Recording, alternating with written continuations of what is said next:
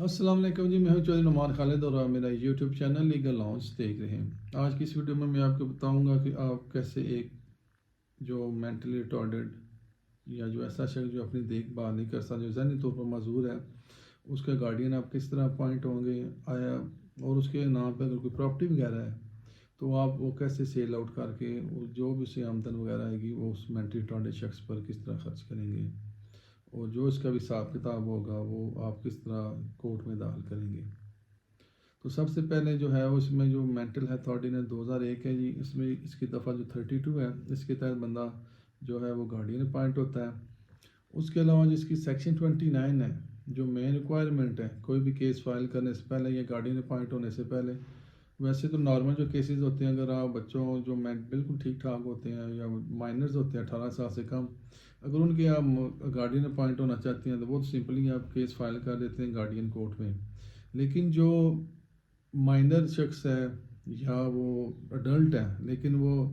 अपनी देखभाल ये नहीं कर सकता, जो मेंटली रिटार्डेड है या ज़हनी तौर पर बिल्कुल माजूर है,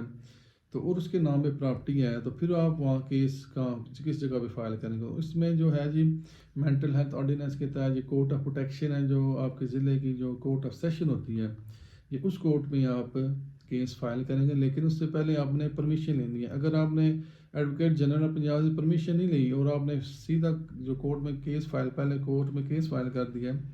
तो वो केस ऐसे केस को जो एप्लीकेशन है वो जो उसको वो एंटरटेन नहीं करेंगे। इसके लिए आपको जो मेन चीज़ रिक्वायरमेंट है वो एडवोकेट जनरल साहब से परमिशन लेनी पड़ती है। जो परमिशन लेने के जो ज़रूरी डॉक्यूमेंट्स हैं उसमें सबसे पहले FRC होगा,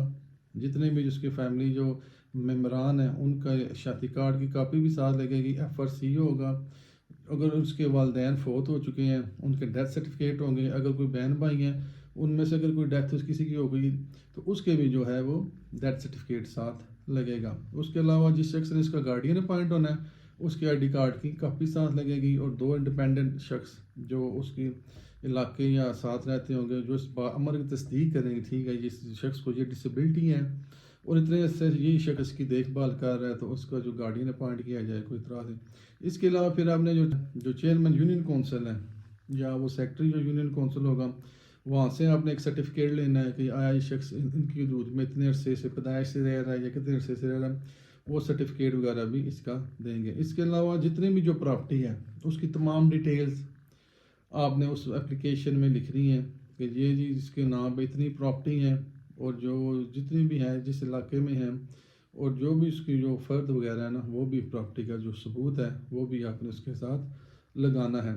तो अगर जो दीगर शरीफ और सान है इसके, अगर उनका एफिडेविट भी साथ आपने लगाना है कि अगर वो शख्स जो गार्डियन अपॉइंट हो रहा है, अगर वो गार्डियन अपॉइंट हो जाए तो उन्हें कोई इस चीज़ पे एतराज़ नहीं है। इसके अलावा जो आपने ओरिजिनल जो एप्लीकेशन फ़ाइल करनी है ना इस सेशन कोर्ट में, कोर्ट ऑफ प्रोटेक्शन में, बाकायदा वो पूरी फ़ाइल भी आपने मुकम्मल करके वो जो है और बाकी जितने भी डॉक्यूमेंट्स हैं ये भी साथ, और इसके साथ फिर आपने एक एप्लीकेशन लिखनी है एडवोकेट जनरल साहब के पास और सेक्शन 29 के तहत कि जी मैंने ये तमाम डॉक्यूमेंट्स ये तैयार कर लिए हैं। उसके साथ जो ओरिजिनल एप्लीकेशन है जो है जी अपॉइंटमेंट ऑफ गार्डियन के लिए, वो आपने ओरिजिनल उस फाइल के साथ भेजनी है, और फिर एप्लीकेशन लिखनी है एडवोकेट जनरल साहब के नाम पे, परमिशन दी जाए ताकि जब जो है वो केस फाइल करो। इसमें यह है कि जब एडवोकेट जनरल साहब को एप्लीकेशन लिखेंगे तो उसके लिए कोई ज़रूरी नहीं है कि आप खुद जाएं या वो जो डिसेबल पर्सन को साथ ले जाएं, आप बाई पोस्ट भी जो है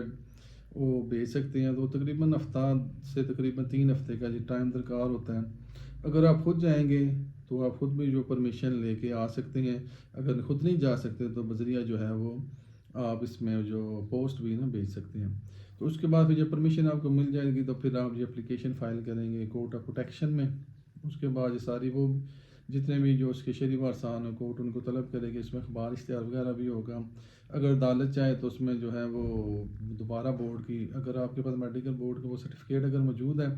वो बाज़ दफ़ा होता है वो उस पर रिलाई कर लेते हैं, बाज़ दफ़ा होता है कि वो कहते हैं ठीक है नया बोर्ड तश्कील दिया जाए,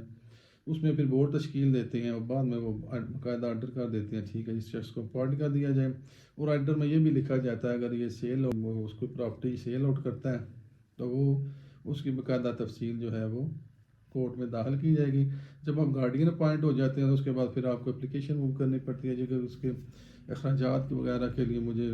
پیسے درکار ہیں، لہٰذا جی پرمیشن دی جائے کہ میں اس کی پراپرٹی بھیج سکوں۔ تو امید ہے آج کی یہ ویڈیو آپ کو پسند آئی ہوگی، اگر پسند آئی ہو تو اس کو لائک کیجیے گا، سبسکرائب کیجیے گا اور شیئر کیجیے گا۔ بہت شکریہ۔